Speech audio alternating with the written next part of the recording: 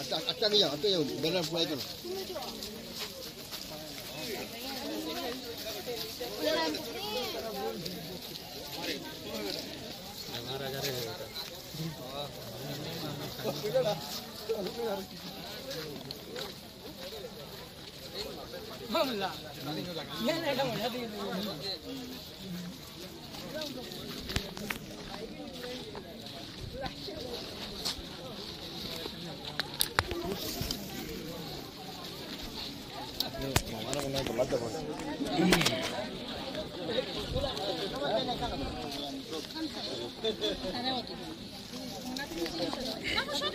একটা ছোট্ট প্রশ্ন, সময় হাতে খুব কম, তার মধ্যে জিজ্ঞেস করতে চাইছি আপনাকে।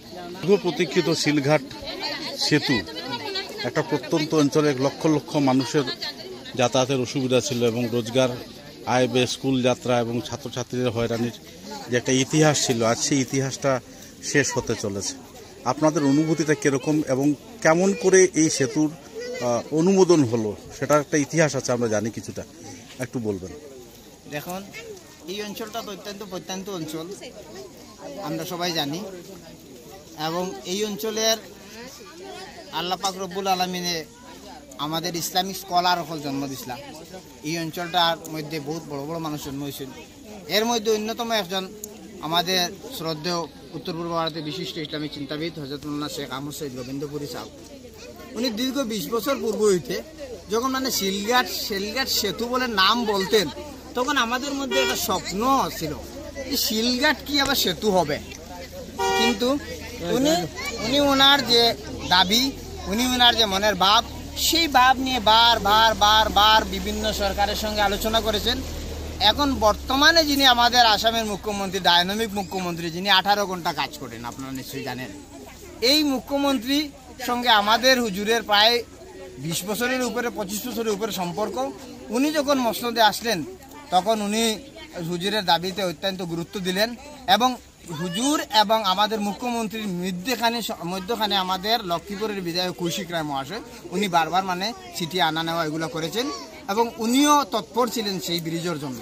কিন্তু বিশেষ করে আমাদের বর্তমান মুখ্যমন্ত্রী যেদিন আমাদের বাদ্রিঘাট ব্রিজের ওপেনিং হয়েছিল, উন্মোচন হয়েছিল, ওই দিন উনি আপনার শিলচরে পদার্পণ করে আমাদের হুজুরকে ফোন করেছেন এবং বলেছেন, হুজুর আমি আপনার শিলঘাট সেতুটা দিয়ে দেব।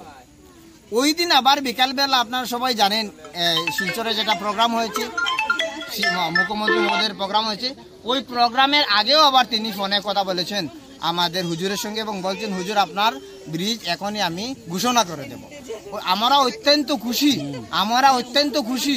শুধু আসাম নয়, উত্তর পূর্ব ভারত নয়, গোটা ভারতবর্ষে যিনি অনেক শিষ্য রয়েছেন, জাতি ধর্ম বর্ণ নির্বিশেষে আমাদের অত্যন্ত শ্রদ্ধার পাত্র, ওনার সেই দাবিকে গুরুত্ব দিয়ে আমাদের ডায়নামিক মুখ্যমন্ত্রী আজকে যে অতি কম সময়ের মধ্যে শিলঘাট সেতুকে শিলান্যাস করে দিবেন এবং আমি আশা করি এই ডায়নামিক মুখ্যমন্ত্রীর সময়ে আমাদের কাজ কখনো দেরি হবে না, অতি সত্বর কাজ হবে এবং অতি শীঘ্রই এই অঞ্চলটা গোটা শহর, গোটা আসাম, গোটা উত্তর পূর্বাঞ্চলের সঙ্গে একটি যোগাযোগের অন্যতম একটা ব্যবস্থা হবে। এই অঞ্চলের অর্থনৈতিক উন্নতি হবে, এই অঞ্চলের ইন্ডাস্ট্রিয়াল ডেভেলপ হবে, এই অঞ্চলের কৃষি ডেভেলপ হবে, এই অঞ্চলের পিছপড়া মানুষের ডেভেলপ হবে, এই অঞ্চলের কৃষক হলের উন্নতি হবে, এছাড়া আরও শিক্ষার ক্ষেত্রে উন্নত হবে। মানুষ যখন আমাদের এই ফেরি আছে, ফেরি থেকে আসতে, স্কুলে যাতায়াত করতে, কলেজে যাতায়াত করতে অনেক অসুবিধা হতো, কিন্তু আজকে সেই শিলঘাট সেতু হওয়ার পর সেই অসুবিধা আর থাকবে না।